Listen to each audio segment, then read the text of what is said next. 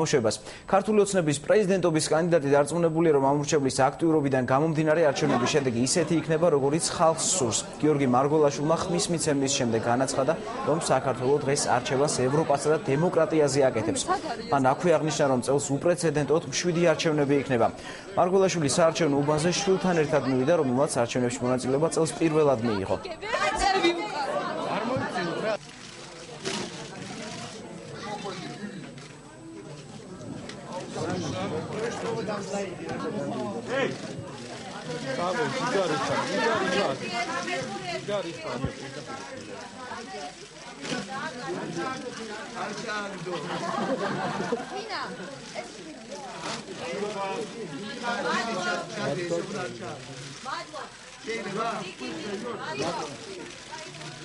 უბედნიერესი დღე ეს არის სკოლა, სადაც არის გახსნილი საარჩევნო უბანი. დიდედაჩემი აქ 60 წლის განმავლობაში ასწავლიდა.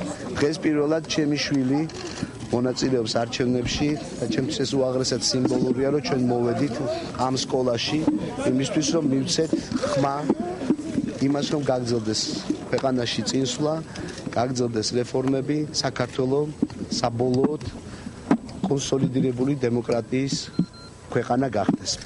რეალურად ეს იყო უპრეცედენტოდ შვიდი და ევროპული არჩევნები. დღევანდელი დღეს დარწმუნებული ვარ, იქნება უაღრესად ორგანიზებული და ქართველი ერი ძალიან აქტიურად მიიღებს მონაწილეობას და აირჩევს თავის მომავალს. საქართველომ ამ არჩევნებით აჩვენა, რომ ჩვენ ვართ ევროპული კონსოლიდირებული დემოკრატიის ქვეყანა, რომ ჩვენ შეგვიძლია ჩავატაროთ უაღრესად შვიდი და ევროპული სტანდარტის არჩევნები. დღევანდელი დღეს ბუნებრივია და ადასტურებს იმას, რომ ბოლო დღეს არჩევნებისა იქნება უაღრესად მშვიდი და ამაყად აი ამ დემოკრატიის მიღწევებით ჩვენ ვიქნებით წარმოდგენილი.